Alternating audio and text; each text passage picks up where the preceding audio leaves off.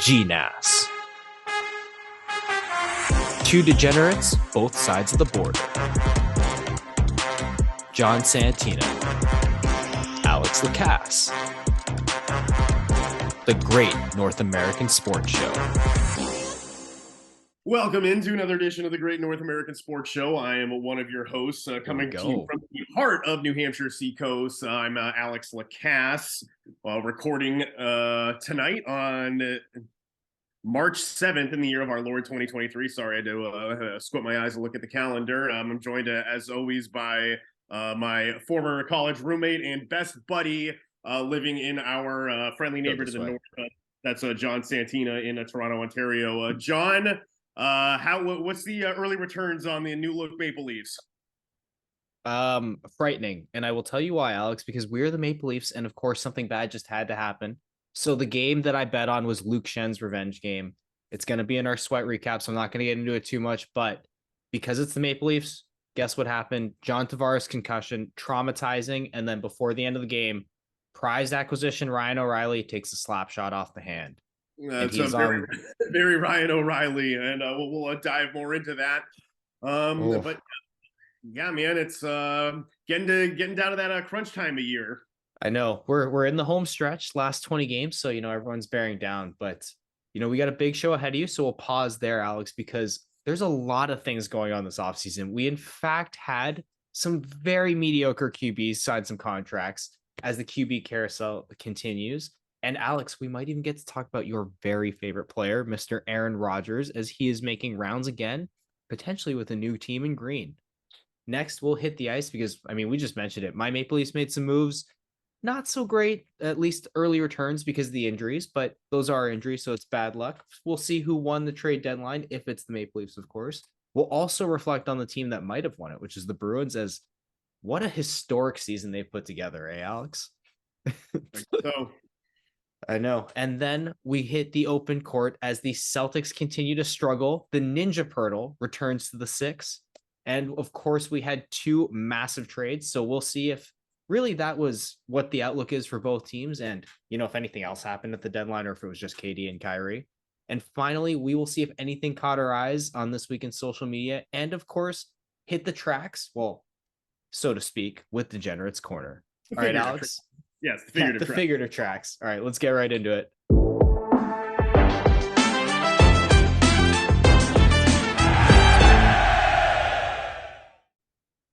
Well, we had some very mediocre QBs sign, and it was very surprising because it is franchise tag season, Alex, but we had the biggest contracts handed out so far to Geno Smith, Daniel Jones, and Derek Carr, almost identical in terms of total value. Right, and obviously Derek Carr is the only one changing teams, and you look at all of these guys, and these are bridge deals, and Derek Carr is definitely the longest and probably most successful track record of anyone on this list, going to the New Orleans Saints. I think he's probably still he's the most talented passer so far that's signed. And the Saints were in desperate need of a quarterback because they still have at least a pretty decent roster. So you'd like to think that if they had good quarterback play this year, they probably would have won the NFC South.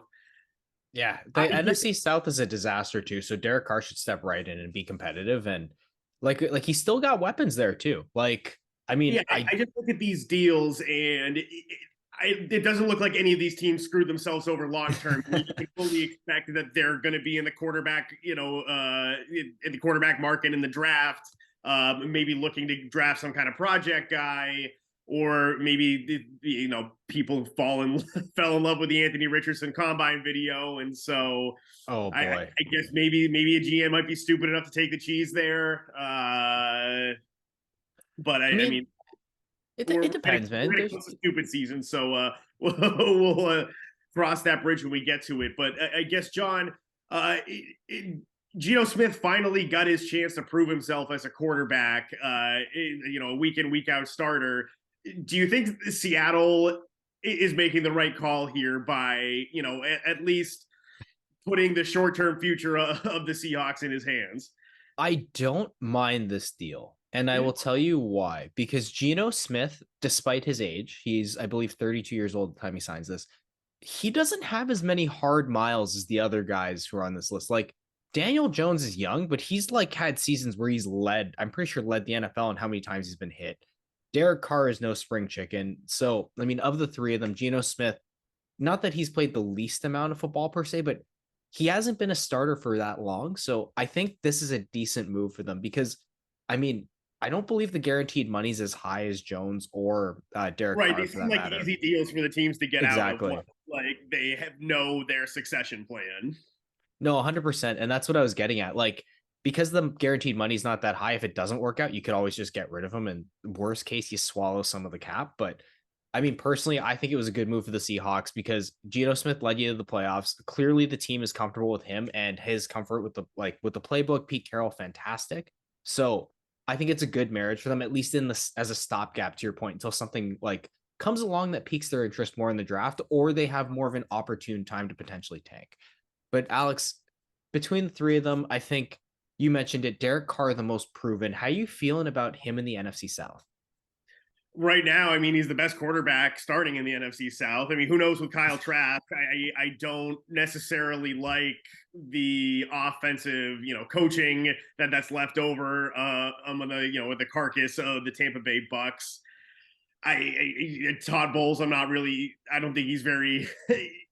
He's not a good head coach, and he obviously is from the defensive side of the ball, and he just kind of left that to Byron Leftwich and Tom Brady, and we saw the results of that this offseason. So Kyle Trask, there might be something there, but completely unproven. So if I was to bet it today, I'm not because I don't like the futures, but I would probably I would look at the Saints right now as the way too early NFC South favorites just by virtue of they have a starting NFL quarterback, a competent, Also, not Jameis the rapist, not Taysom Hill. So that they definitely stabilized that position. John, how are you feeling about Daniel Jones? You've been down on him a lot. Is this too much money for the Giants, or this is do just you think that they should still be looking for a project quarterback that can, maybe Brian Daboll has the rest of the roster in a good place, and then you can kind of trot out a maybe young guy down the road after Daniel Jones? the Giants were in a very tough position, man. Like personally, if I was the Giants, this is the closest thing that I would have done. Like they did pretty closely to what I would have done in the sense that this is a bridge type deal. The only thing I would have changed is maybe less guaranteed money, so it's a bit easier to move on from the deal. But I don't hate it. I would have preferred that they maybe explored the Lamar Jackson route or potentially the Aaron Rodgers route, but I get why they didn't do that. They don't want to upset the locker room. Daniel Jones also had a phenomenal year last year. He really proved to be like a game manager with some explosive traits, which I I think mean, there's more maybe upside there. exactly like maybe Brian Dayball can capitalize on that with a better team around him, and especially a more useful number one receiver than either Kadarius Toney not really jiving with the coaching staff, or I mean Kenny Galladay just being generally useless. But so maybe there's more there, but I don't hate this move. I don't love it, but I don't hate it as much as I thought I would just hearing it out loud. And I think that's just like I said, because the Giants kept the money down. And the only other thing I would have preferred is if they kept less guaranteed money. But hey, man, We that's brought what it back Saquon is. Barkley on the franchise tag, and Exactly. was And that expensive for you? well, here's the thing. I think it's a good that if you could get Jones on a bridge deal, it allows you to bring back Barkley on the franchise tag, which I think is the better move because he's a running back. And you You never know can't when give him the a long exactly. deal. You can't give him a long-term deal. You never know when the doors are going to fall off. We saw this we've seen this movie so many times with everyone not named Adrian Peterson. So you just can't run that risk with a running back. So that's why I said so far so good with the Giants. And like I said, they also cut the aforementioned Kenny Galladay. So look, things are looking up in blue, man. Things are looking up. But Alex, there were two other big names making rounds this week. Which one you want to start with? The one in green or the one in purple? I guess the one in green is a little more front and center right now, given how Woody Johnson and the coaching, the front office, and Robert Sala are flying out to California, and I don't know, maybe they'll do an ayahuasca trip in they're solidarity they're with doing their that. when they get out there. They're doing that Peyton Manning thing where he asked the coach's mom for a peanut butter sandwich or whatever, but like or whatever that story is that he told on the Manning cast. But doing a little entertaining. The New York Jets. How you feeling? Hang on. Let's just take a step. Hey, well, take a step forward, I should say. How would you envision Aaron Rodgers in a Jets uniform? Like, do you like it? How's the fit? I mean, I should say Aaron Rodgers, his favorite offensive coach, Nathaniel Hackett, Oh a fuck. punching bag on this program. He's the quarterbacks coach there. And I believe Matt LaFleur's brother is the offensive coordinator. So it wouldn't be, in terms of fit, I think with the coaches, I think that it works. And, Nathaniel Hackett can go back to not coaching Aaron Rodgers at all, and he'll just chuck it up there. And I think it's still probably good for second or third in the AFC East. And if Aaron Rodgers goes to the division, that automatically makes the Patriots the fourth worst, the worst team in the division. Yeah, that's fair. And well, the Dolphins could be in a bit of flux though, with Tua's health, but you never know. But Aaron Rodgers on the Jets, I mean, what you're describing to with Can't Hack It, I mean, that's perfect for him. He gets to call all the plays. That's what he's always wanted. The only other thing he wants is to be named vice president and GM of the Jets, which I mean, knowing Woody Johnson, he might just be stupid enough to go for it if Aaron Rodgers goes out and lights it up. I mean, to be fair, he's better than like probably the other fucking last 10 GMs. It is a little hilarious how Aaron Rodgers did everything. Like, I don't want to be Brett Favre. Who, by the way, like, fuck Brett Favre. Like, the guy's an asshole. But like, beside that guy walking the streets is a free man. Is a problem. No, but for the fraud that he committed against the people of Mississippi. So for Aaron Rodgers, like, he does everything he doesn't want to. He does everything not to be Brett Favre. He becomes essentially Brett Favre in Green Bay. He's, I guess, putting up numbers. He's like Brett Favre, but like throws less interceptions. Yeah, throws a few less interceptions, but I mean, he still just chucks it up there, and outcome be damned. And now he's just going to go to the Jets just like Brett Favre. Here's the thing. I really I like Aaron Rodgers, but like it's actually scary how much his career is like shadowing Brett Favre. Like you just mentioned, like, dude, if he goes to the Jets, like I think he just shouldn't go to the Jets out of the principle of I took over for Brett Favre, so no, I'm not doing this. Like, just very simply, like, dude, it's your legacy. Like, don't be Brett. You're gonna ruin it for yourself. Like, don't. It's all right. So the other guy that we're going to talk about, Lamar Jackson, maybe Rodgers can sit tight, and if that situation, if he moves, then at least then Baltimore opens up for him, or I think someone else would be ready to move on from their quarterback. I just think the Jets are such a natural fit. Everybody just assumes that it's the Jets' prize to lose, which it would be very Jets. Yeah, just because, big city always had QB problems. But at the same time, like, I think there's a few other cities that could fit for Aaron Rodgers. Like, despite like the fact that he has become a bit gunslingery to a degree, like, there is still an elite player in there. Like, we're talking about a guy who's back-to-back MVP like 2 seasons ago. So he still got it, Alex. And well, to a degree, we don't know how much he might lose it if the coaching staff lets him take over. But I still think there could be other fits for him out there. Like, you mentioned the AFC South being a weak division. Like, I look at another, like, well, I mean, I don't know what their cap looks like, but Tampa Bay is like a team that could potentially fit for him, provided they have the money. I mean, that's another weird one just because Tom Brady was just there. And even his hometown 49ers, if they were comfortable with him tutoring, Brock Purdy. But like, I think there's other fits out there for Aaron Rodgers besides just the Jets. But to your point, no, like, I agree. I would probably I'd throw Vegas in there too. Yeah, Vegas is another good one, especially with Carr just moving on now. But yeah, it's just it feels weird with him going to the Jets, and I don't want him to do this out of principle. But dude, it's the Jets. Like, they're gonna get stupid. They're gonna get so stupid. I could see them offering him like shares in the team kind of thing. Yeah, I don't know if I think there's like NFL rules against that, but I'm sure there is. But like, dude, the Jets are pretty fucking dumb. So yeah, that brings us to Lamar Jackson, John. The Ravens tagged him with a non-exclusive franchise tag that allows any team to negotiate with him, but they'd have to give up 2 first-round picks if the Ravens opted not to match whatever deal they sign him to. So I guess 2 questions. Will Lamar Jackson sign anywhere, and should that team actually do it? And I just think in today's NFL, 2 first-round picks for a quarterback who in the last 2 years can't finish the season and isn't a pocket passer by any stretch, that's a lot to give up. The only thing that gives me pause and would make me think this is somewhat okay is he is only 26 years old.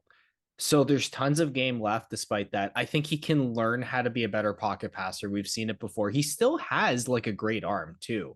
He just prefers to use his explosiveness to move the chains. And I wouldn't hate signing him provided it's 2 first-round picks, but Alex, it's a big dependent on what your program is like. Because if you're, I don't know, like I'm like even they're starting to figure it out, but I'm thinking like Cleveland like 8 years ago, and you do something like this, which is a very Cleveland move. You like this is I agree, like you shouldn't do this, but if you're a more stable team that maybe is like kind of like the Saints were, I'd say before the Derek Carr before the Derek Carr signing, excuse me. Like I think that's the kind of team that could afford that risk, and Lamar could step in and be extremely productive for like until he's 30, 31 years old minimum. And then we'll see how his pocket passing develops from there. I know it's not apples to apples, but when we talk about, we look back to the baseball off season and just some teams just threw out stupid contracts, knowing that they were stupid contracts, but they're just like, damn it, we want the player. Like, did the Ravens really, did they open themselves up to this, or are they just genuinely curious? Like, we have no idea what Lamar Jackson's market should be, and we don't want to be the ones that pay him $40 million a year. Well, I think Steve Bisciotti is so effing mad at the Cleveland Browns for paying Deshaun Watson all that guaranteed money, knowing that Lamar Jackson was going to point to that deal and be like, all right, yeah, we're going to start there. Well, that's the thing, is that's the starting point, and then his cap is Patrick Mahomes, which is like a ludicrous deal anyway. So you're kind of seeing like where the top and the bottom is, and I could see at the same time with the concerns we've like Lamar Jackson, despite him only being 26 and super explosive and productive and an NFL MVP, is a small, to your point, non-pocket passer. And I mean, how many times have we seen that experiment not go well? So I do understand Baltimore giving pause with this and wanting another team to come in. And I really think how this goes is Lamar signs the equivalent of what this would be an offer sheet with someone else, and then Baltimore matches prior to getting the first round picks if they can. If it's fully guaranteed, I don't know if Baltimore matches it, because again, Bisciotti is so freaking mad about that, and he doesn't want to be the second guy. Like these owners all operate on Alex, I can't see anyone giving a dual threat quarterback a fully guaranteed deal. Like, because even if you're like, oh, Deshaun Watson's a dual threat QB, he really isn't. Much better pocket passer exactly. Like he also really isn't a dual threat QB. He like so. I mean, he can scramble. I mean, I think he's, he can scramble. That's a lot different than dual threat. Like Patrick Mahomes can scramble too, but like I wouldn't call him a dual threat QB like per se. But like I can't imagine any dual threat QB getting that much money. Like who's that much of a runner. Like you're just risking too much on your health, and especially at that size, we've seen it not work out so many times. And like I don't think he's getting guaranteed money from anyone, man. So the Ravens won't have to worry about that. We're gonna take a quick break on GNASS. When we come back, John's gonna give you the winners and losers of the NHL trade deadline, and surprise, surprise, the Leafs just might have been winners, even though he's a little bit down on them after the Ryan O'Reilly trade. So we'll keep it right here on GNASS. And we're back. John, real simple question. Let's actually we're gonna start negative here. Who lost the NHL trade deadline? Ooh, you turning on me, eh? Ooh, there's 3 that come to mind for various reasons.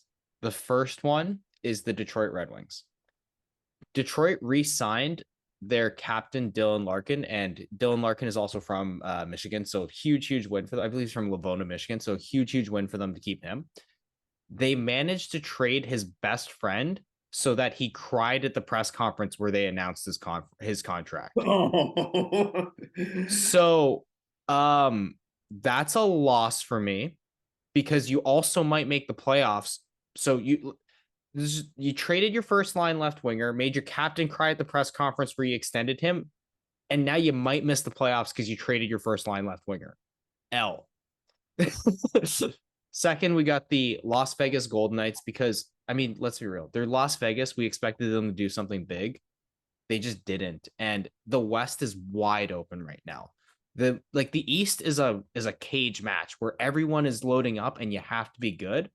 The West is a fucking joke. Pretty much anyone can be in it. And yeah, like Vegas has a chance here with everyone on LTIR, and it just felt like they took a like kind of a pause, kind of going like taking a step back, almost kind of like they did last year, where they sort of knew they were gonna not make the playoffs, so they only made the Jack Eichel move, and then Alex finally, and that's why I had to run through these because I want to hear who you think lost the trade deadline too. But my last one would be the most common punching bag on the show, the Vancouver Canucks. Vancouver, like, dude, they're just a fucking disaster. And don't get me wrong, they did good with the Bo Horvat trade to a degree, but like, guys, every UFA on your roster should have been gone. Brock Besser, if you're not going to build with him, should have been gone. You already made the mistake with JT Miller, and he's still on the roster. If anyone offered anything for JT Miller and the Vancouver Canucks did not have to retain money, they pretty much should have taken that deal because he's going to be a disaster when he gets older in terms of his age. And he's already like, that's why Bo Horvat didn't resign based on the leaks that are coming out from insiders. So for me, those are the three teams because, like I said, Vancouver, they did okay in the Bo Horvat trade. I mean, it's looking better because Beauvillier has been all right. But yeah, like just to only really get return for, I mean, really not get return is what I should say for a lot of players who appear to be disgruntled in Vancouver. Alex, who do you think lost the NHL trade deadline? Yeah, so I think you hit on it. I'll stick with the Golden Knights here because this is a team that they've been going for it, going for it, going for it. They've been knocking at the door, and in a year where, like you mentioned, the West seems wide open, other than Colorado is probably a really good shot at least getting back to the conference finals and playing for that chance to go, repeat as Stanley Cup champions. So it seemed like any team really could have jumped in there, and it just seems like a missed opportunity for the Golden Knights not to really add to that roster. Yeah, I know. It's just it like, and they had the opportunity with Mark Stone going on LTIR. Oh, Alex, hang on 1 second. I gotta take a quick pause. Just having some technical difficulties. Stand by. All right, there we go. Should be good now. Alex, we dove into the losers of the trade deadline. Who you got for winners though? Who did well at the trade deadline? Yeah, so I mean, the East, like you said, loaded up, and for me, I mean, I don't watch that, even though I'm up here in Boston. I don't watch the Bruins that much, and so it's for me, it's just like it's the same old Bruins. Yeah, great. You trade for the winger in Detroit, Bertuzzi. You don't really have great center depth to pass on the puck.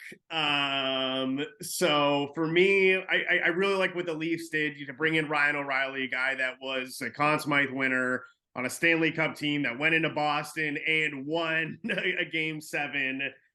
And so Scored hopefully, scored 4 straight games too. yes. So hopefully he is kind of that missing piece that can, grab a couple dudes by the neck in the locker room and say, all right, the only way is through, and this is the year that we're going to do it. So I do like that move for the Leafs. And then Nola Chari, great depth on the fourth line, whether he's playing the wing or the center ice position. And then, you get the Rangers too, getting that all that depth that they've added on the right wing with Tarasenko and then Patrick Kane, which, and then to get Patrick Kane at the price that they got him for, cents on the dollar for the best American forward, at least until Austin Matthews retires. So I go the Leafs and Rangers before I go Bruins, but it's not like the Bruins did poorly. The Bruins in 2026. That's another matter. But hopefully Don Sweeney's not making the picks by then. I didn't like that. Well, I actually don't mind what the Bruins did. I actually liked it a lot. I think Dmitry Orlov is just. I thought Dmitry Orlov and Tyler Bertuzzi were players that they feel like they're concocted in a test tube to be Bruins. Like they're Right, both Bertuzzi just kind of came out of nowhere. Everybody in Boston thought the Bruins were done. I know, and that everyone, I think one of the reasons that it kind of accelerated the Bertuzzi thing was apparently Tampa Bay and Toronto both wanted him. So Boston was probably like, we wanted him too, but we're gonna pause until the offseason when he's a free agent. So that probably accelerated that process. And Bertuzzi is a former All-Star, so he does have some scoring touch. I think he's a great add to that top six. And like I said, Dmitry Orlov, number 2 defenseman on a Stanley Cup winning team in Washington, physical player, and still has some game left. Also a UFA, so it doesn't affect the cap situation. But to your point, kind of destroys your future since these guys don't have contracts after this year, and the Bruins also have no money. Would have liked to see them add a center, so that would have been good. But hang on, just really quick to your point, you nailed the 2 winners, Alex. You don't not win a trade deadline when you get Vladimir Tarasenko and Patrick Kane. You just I'm sorry, you're a winner. And the Leafs, man, like everyone asked this season, what does Kyle Dubas have to do to get a contract extension? You pull out every fucking stop in your way. He got Sam Lafferty, Jake McCabe, Luke Shen, Ryan O'Reilly, and Noel Achari. Every one of those players brings the diverse element that this team craved. And he got a first round pick and a 40-point defenseman for Rasmus Sandin. Like, he pulled out every single stop in this team's way. And like, to your point, Ryan O'Reilly is a leader, a locker room guy. Luke Shen's a leader, a locker room guy. Like, also former Stanley Cup champions. Like, the only way is through your opponent. And these guys know that. So hopefully they can wake up the core 4 in Toronto. And I'm, like I said, love everything the Rangers did because that's going to be a bloodbath round 1, New Jersey versus New York. I'm so excited for that series. Yes, yeah, that's always a good playoff matchup. And I just want to circle back to the Bruins because that's why I was like, let me just get that done so we can do this one. Yeah. So I think with the Bruins, they at least gave themselves an opportunity to remain competitive on the fly and hopefully, I guess the best case scenario is that they have some money left over and they can sign some, I guess a representable second line center because it's pretty obvious David Krejci's definitely not coming back after this year, and then it's up in the air if Bergeron comes back, and then you're left with freaking Charlie Coyle as your top line center. I actually think both those guys, like I think Bergeron's going to retire, and I think Krejci will either go back. I actually think Krejci is the more likely one to return of the two. And I think if Krejci returns, it'll be very similarly where he's on like a 1-year deal. And they're going to be saddled with cap penalties from both Krejci and Bergeron, like just playing games, because that's how they structured the deal. So they'd have more cap to make trades for guys like Bertuzzi. And here's the thing. The Bruins don't have the worst core ever because they have Hampus Lindholm locked in, who's a fantastic number 2 defenseman. They have Charlie McAvoy locked in. They have David Pastrnak locked in. Brad Marchand's not going anywhere. And of course, the goaltending is locked in as well. So you have a little good core. You do need depth down the middle for sure, but you have some pieces in place. So they're not totally fucked, but it is a problem that you have no first round picks. But at the same time, Alex, this is a historic season. Like, that can't be stated enough how good the Bruins have been. They're winning 80% of their games right now. Like, they are world destroying. I'm pretty sure they're 30 goals ahead in terms of goals against too, if I'm not mistaken, at this point in the season. And they're a fantastic team and they take it to every single team they play. So, I mean, you can hate on them all you want for making those trades, and it may be rough after next season. But this season, if they can get it done, man, this is looking like a pretty strong Bruins team. So this is the fastest team to record 100 points in an NHL season. And it feels like just based on where this core has been, you lose 2 Stanley Cup finals. I mean, losing to the Blackhawks in 2013, like, all right, that's an all-time team. There was no shame in losing to that Blackhawks team. The St. Louis Blues one losing in 7 games when Game 7's on your home ice. That one, I think, that was pretty funny. Really, that one hurts this core. And I think for Bergeron to go down as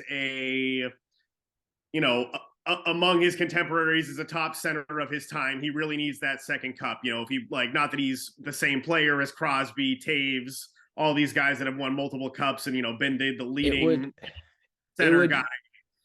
It would put him in a stratosphere because he's got the 1,000 points now, if I'm not mistaken. So it's like him getting that second cup and all the Selkies that he has.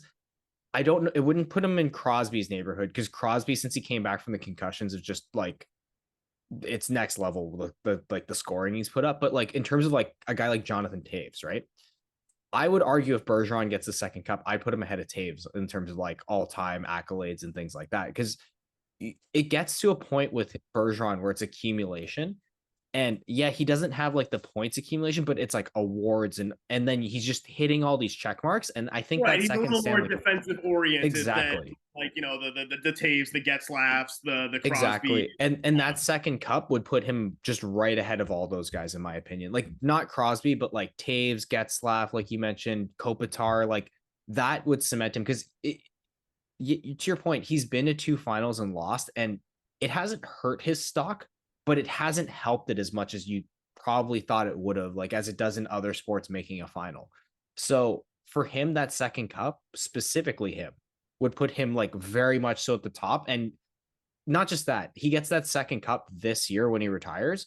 He's the guy that, like, when you go, I want my kid to play like a defensive center, like he becomes that guy now forever, like Right. forever.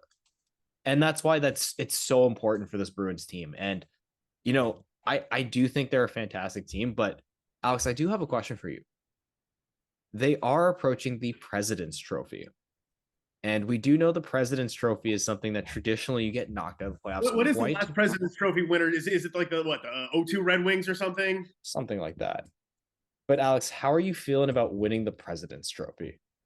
I mean, again, like for the loyal hockey fans of Canada, I cannot I can not say this enough. I am not like a tried, dyed in the wool hockey fan, but like I do enjoy the playoff hockey, and I mean, of course, I don't want the Bruins to win the President's Trophy. I mean, they're going. I guess they're going to. They can freaking sleepwalk into it at this point.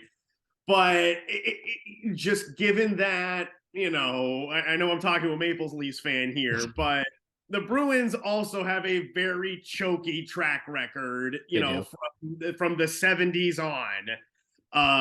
Those 70s Bruins teams, the real big bad Bruins, like they should have won more than they did. You mean the teams with Bobby Orr? Yeah, the Bobby Orr, the Bobby Orr Phil Esposito team should have won more. Can't state that one enough when people are like, "Oh man, we're cup starved." Really? So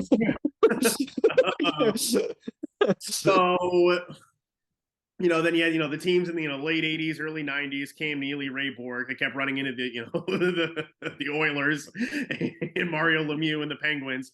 So, and granted, that was the pre-salary cap days when maybe the Bruins had a good team, but they didn't have a good enough team to overcome what the Oilers and Penguins were investing in their teams. So now with the Jeremy Jacobs, he gets a salary cap. The Bruins have still been choky. There's been so many years they get dispatched in the first round of the playoffs when they're the better team on paper, and it's just. I think like if the Bruins, when the Bruins go into the playoffs with the President's Trophy, it's going to be like the Patriots in 07. Like you'd have to win it, or else none of this really matters. And I think it'd be really, really. That I guess wins the President's Trophy in hockey. But I think for this Bruins team, given what we just talked about with Patrice Bergeron and what this means for his legacy, like as the centerpiece of this Bruins team. It's it's cup or bust from here on. And if this was any other hockey team that wasn't maybe the Bruins or the Maple Leafs, you could probably sit back and say, wow, this is just an incredible run they're on. Like this is just been something to watch. But for those two teams especially, like, and granted, it's the Bruins, not the Maple Leafs that are in it. So yeah, the Leafs would be a little bit there'd be problems if they were, the people would be like freaking out, man. But they're gonna, don't worry, the Leafs will do what they do. They'll hit the golf course early. They like to get those handicaps down the summer. So don't worry, man. Yeah, before the NBA guys. I know. Gotta get there before, because the NBA guys get those priority tee times. Yes, definitely. And so speaking of the NBA, we'll bang on the gavel for a little bit of open court. John, all's not well in Celtics land. Yeah, I was gonna ask you about that, buddy. You guys aren't number one anymore. What's going on there, champ? Well, they look like the Celtics team prior to the New Year's come to Jesus moment last season.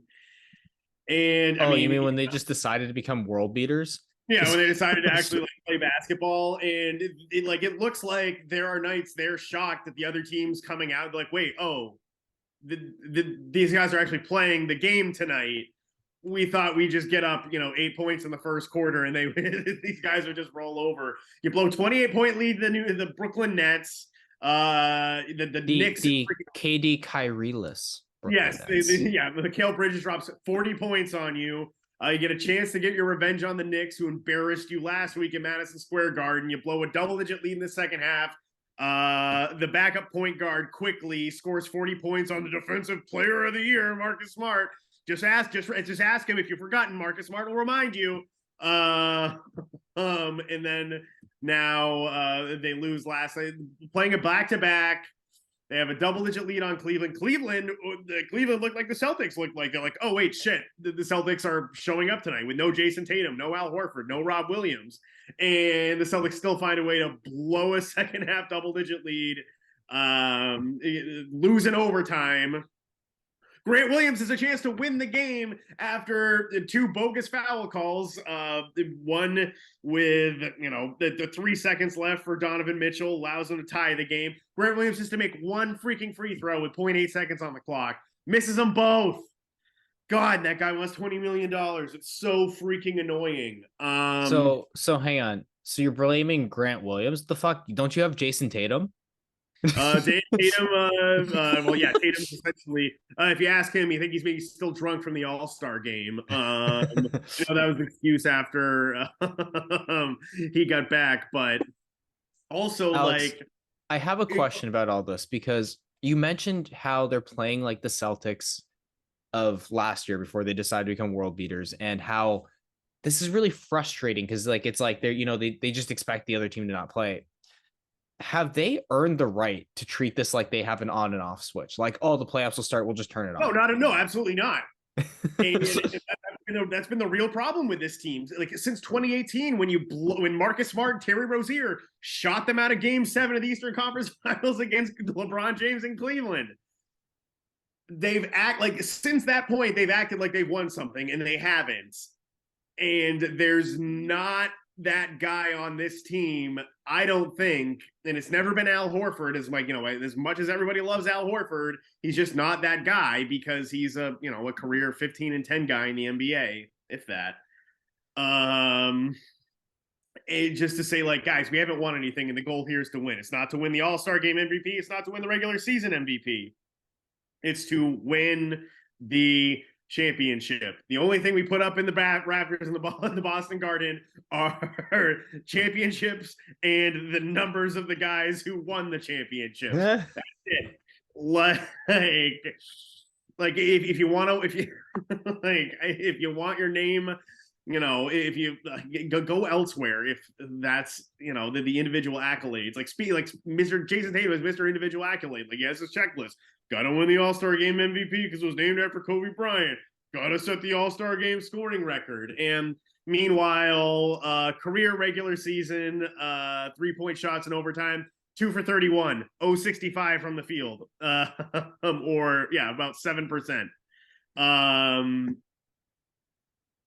I just like that. That's not, the guy carries himself like he's going to be the MVP this year, and it's just not. He's just not that guy. And those stats, of course, were courtesy of a Boston Sports Info. So I wanted the Celtics to get home court against Milwaukee in the playoffs. I mean, I think the Celtics forget how well Chris Middleton plays against them. We're only playing the Bucs 3 times this year. How many games back are you though? Come on. 2.5 entering tonight, and I'm at sure the time of recording March 7th, so you're 2.5 back. Yeah, 2.5 back. Bucks play the Orlando Magic tonight, who the Celtics can't beat either. So the Celtics have put themselves in a tight spot because I was hoping that they'd at least recognize the sense of urgency of how important home court is against a team like the Bucks. Like, you know, I talked about 2018. The Celtics had lost the Bucs in the first round. The home team won every game in that playoff series. Game 7 was played in the Boston Garden. So It's very rare you go into a series where the away team has the advantage, man. It's just that doesn't right, work that way. And it's like right, there's lots of yeah, stats that prove that even from like a reffing perspective. Like it's no, just like definitely. there's too much that goes into it. And I mean, the Celtics, like, I don't know. I do you think there will be a coming of age moment that will turn their season around like last year at New Year's? No, because I not that coaching should be the difference between this team winning or losing an NBA championship, but I think we're starting to see bad Marcus Smart again. We're starting to see him take, 12, 14 shots. And he'll make maybe 2 or 3 of them.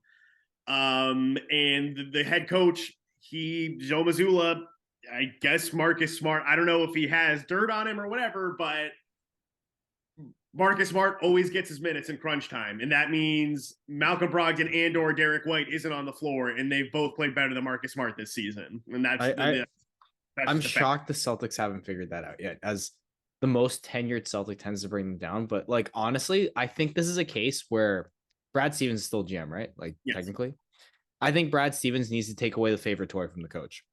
Take away Marcus, like trade him. Like that's the only way that's gonna solve that problem. No, I mean, we'll see. I mean, I if this Celtics team doesn't win the NBA championship, like it's a problem. Like something that means this core has failed together, and their most tradable assets will be Derek White, Marcus Smart, and Malcolm Brogdon in the offseason. And right now, you look out west, the Nets right now have a better record than the Celtics. We were talking Celtics Bucks all season, or You mean excuse me, the not Nuggets. not the Nets. Yeah, so the Nuggets have a better record than the Celtics right now. And so, if you're playing in the NBA Finals, that means you're going to play 4 games at altitude. Which I mean, I guess for Game 2, you're fine. But I mean, to fly there for Game 5, fly back to Boston, fly back for a potential Game 7. It's game 2. You're fine. There's potentially like 3 other ones there. Yeah, so that opens up another potential variable that the Celtics to this point have proven that they're not capable of mentally overcoming, various obstacles so far in this, run as them as being, top tier contenders. And it's concerning. Hey man, they managed to figure it out last year. They were aided by a little bit of injury luck in the playoffs, so hopefully, I mean, you need luck to win a championship. It's not all just grit and skill all the time. So maybe you'll get some bounces your way. But Alex, you did talk about how they blew a lead to Mikal Bridges' Brooklyn Nets. But not that long ago, they were KD and Kyrie's Brooklyn Nets, and we saw the divorce go very, very badly in Brooklyn. But KD's now played a couple games in Phoenix. Kyrie's played a few more games, I should say, with the Mavericks. How are you feeling about both those teams right now? I mean, at least offensively in Dallas, it looks like Kyrie and Luka work together, and that just might be simply the fact that they're both so elite offensively that it just has to freaking work. I don't think that's a recipe for a winner by any stretch. The Suns, that's a different story. That is a real balanced NBA roster with really elite talents, and the pieces fit at least. I'm so glad you started with the Mavericks because I agree with you with everything you said about the Suns. Fantastic team, but the Mavericks, how the fuck is this the combination that's worked best for Luka so far? Right? It is puzzling, and maybe just Porzingis was. We just should have seen that he's just not the same player since the knee injury. He's still productive though, and like they couldn't figure it out with him.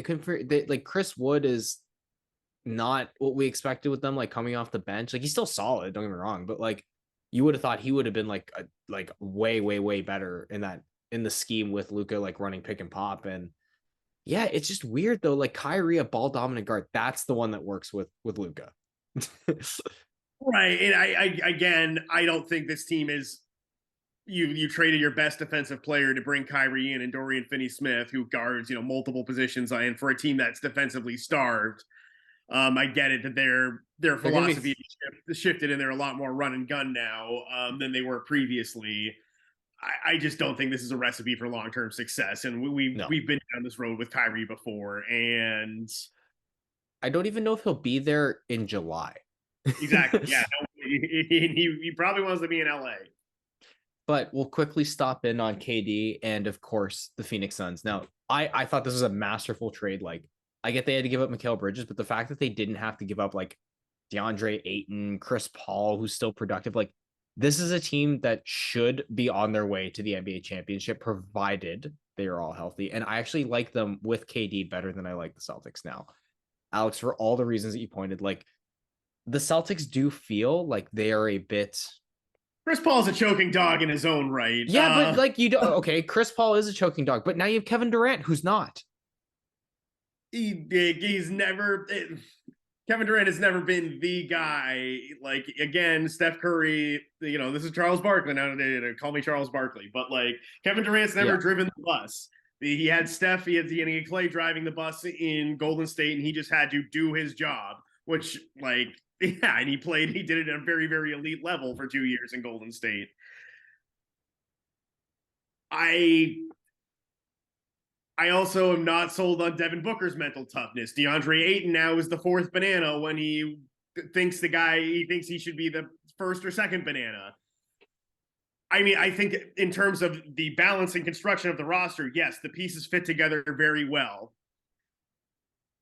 Get Chris Paul in an elimination game, and I mean, this is the team that lost to just now we know it was just Luka Doncic. They lose by 40 points in a had-to-have-it game coming off an NBA Finals like appearance, and I think the Suns, yeah, they should be favorites to go to the Western Conference Finals. Tell me who they're playing when they get there, and I don't know if they should be favored or not. See, But I just think the West is so open in that Durant trade. Like, I think to a certain point, he's got to come to realize that, like, exactly what you're saying, where he's never driven the bus. And this is his opportunity to cement his legacy, man. Like, we've talked about legacy quite a bit here. right, especially like if he's the guy that gets Chris Paul his ring, then yes, he will be thought of as like, yeah, he came in, he took over this team, he led them like through the Western playoffs and into the NBA Finals.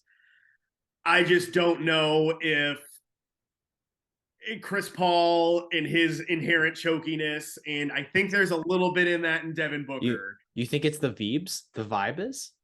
The bad vibes? Vibes can take you a long way and they can kill you in sports, man. It could be the vibes. Right. I get it, Chris. Like, it's a Chris Paul thing for me more than anything. If it was, I know, I get it. It's cool. If it was just starting productive NBA point guard, I'd be like, yeah, watch out for the Suns. That's a scary team. But like, I don't buy Chris. I've always thought Chris Paul is overrated. It's just like, great, yeah, he's a good point guard. What did good point guards win? Like, I'll give you three. This is my point guard rant. Isaiah Thomas, point guard led team, Detroit Bad Boy Pistons. All right.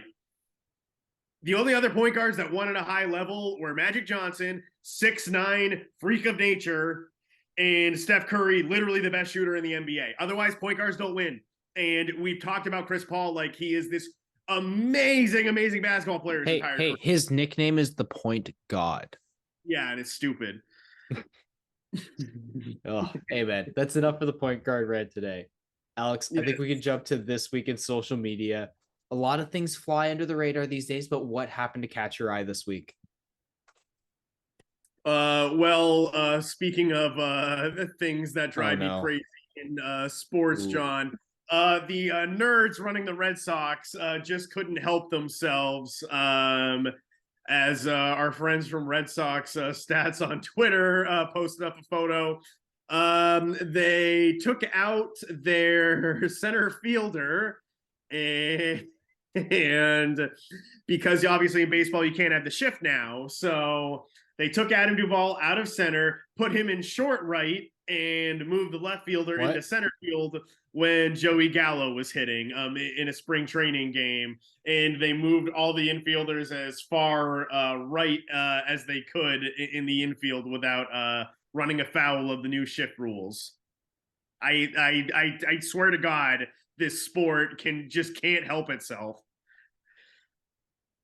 If you can't tell by my face right now, I'm struggling. I'm struggling with everything you just said in the sense that, like, what was the point of that? Because Joey Gallo, I guess, is incapable of hitting the ball to left Oh field. my god, And dude, this Bloom, guy should just fucking bunt.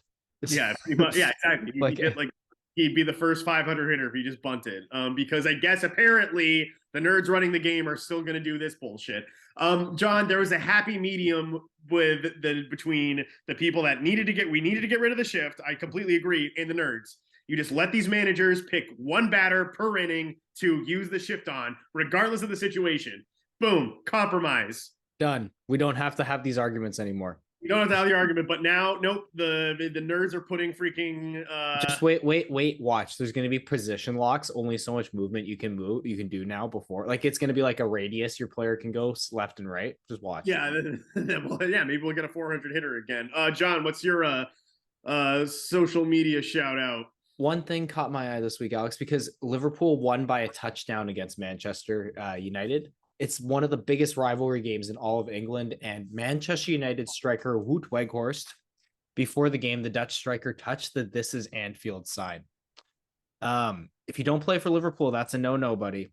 Bad omen, and you lose by a touchdown, son. So shout out to the boys in red teaching the Red Devils a little lesson. I know that's a little weird because they both wear red, but shout out to Liverpool. Gotta love the 7-0 win. Alex, should we hit the tracks? At least one of John Henry's sports properties is doing decent. They're not great though. Well, John, I think it's about that time for good old Degenerates Corner. What say you? Ooh, let's do it. Let's hit these tracks. Sometimes she goes, sometimes it does. She didn't go. That's the way she goes. 22 black, 22 black, ass, son of a bitch. Fucking way she goes, he said. Oh no, why did I bet the company payroll? Oh, Gil's in a lot of trouble. Can the boys beat the number? We'll find out on Degenerates Corner. It's the way she goes, buddy. Fucking way she goes. All right, buddy. How'd you do last week? My quick summary of how I did last week is I lost big time betting on these fucking celebrity boxing matches. How about you, my friend? Well, that should teach you a lesson on celebrity boxing, or at least there's a lesson in there somewhere. I should say. Well, John, I apparently hit the high watermark of the Celtics season because they covered the small number of 1.5 they were laying against those rats when they played in Philadelphia last. But it's been all downhill from there, apparently. But we'll hopefully turn the page. And what's your best bet this week? Ooh, so for my best bet, since we did not have some luck with the punchy facey games, we are going to a game on the pitch. We're looking at Brighton to beat Leeds this weekend in the Premier League. Brighton is away. However, it's -105. So Leeds, the second to last place team in the Premier League. Take Brighton to win, folks. Get as close to even money as you can. Alex, what is your best bet this week? We're going to the NBA tonight. Still, there's no John Morant for the Grizzlies. He's dealing with his own personal issues. He liked doing his Plaxico Burress impression in the club the other night. I don't go to the same clubs he goes to, so yes. And we have the Lakers still without LeBron, but nonetheless, we're going to go over in the Grizzlies-Lakers game tonight. These are still two really good offensive NBA teams. You know, the new look Lakers, not the previous incarnation with Russell Westbrook and Pat Bev. But yeah, I think these two teams will definitely score well into the hundreds. And hopefully we go over to 24.5. And defense is not a thing.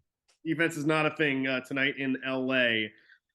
Yeah, I think Grizzlies also end of a road trip too for the Grizzlies. So usually that leads to points. And John, do you have a long shot or parlay for us? I learned my lesson last week, so this week I'm going to punish myself with some load management. No, it's not punishing myself. We talked about it before the show off air. Score bet, get yourself together and approve my documents so I can continue gambling like a savage. Alex, what is your parlay or long shot this week? So we have a combined NBA college hoops and NHL parlay. John was nice enough to give us a couple winners to tack on here. So this parlay, it's plus 13,801. So there's plenty here for both John and I. So tonight in the NBA, we're going under 227 in the Timberwolves Sixers game. Is probably underway. Maybe we can get a live bet check before we have to say goodbye. Knicks on the money line tonight over the Hornets, also just underway. We get a live check there too. Nets and Rockets. Rockets. They won big against the Spurs the other night. So they got to get back to their losing ways if they want to secure their spot in the top 3 for the Wembanyama sweepstakes. So we'll take the Nets on the money line. Mavericks, we're going to take on the money line. And they're playing, or excuse me, first half money line over the Jazz. And Celtics, we're going to take them tomorrow night on the money line. They're against the Trailblazers. They're in a bad way, and they better freaking bounce back. We're going to take the Nugs on the money line. They got the Bulls coming in tomorrow night. And sorry, John, but we're going to take the Clippies over the Raptors tomorrow night. That's fine. Kawhi's going to beat us anyway. I did have so I should say I took Vermont the Vermont Catamounts on the money line in the first half, and they rolled. So if you are betting with me, you're gonna have a slightly smaller number here. We're gonna take over 139 tonight in the Gonzaga St. Mary's game. St. Mary's very, very, very, very slow, methodical team, but they had some success against Gonzaga this year. Gonzaga.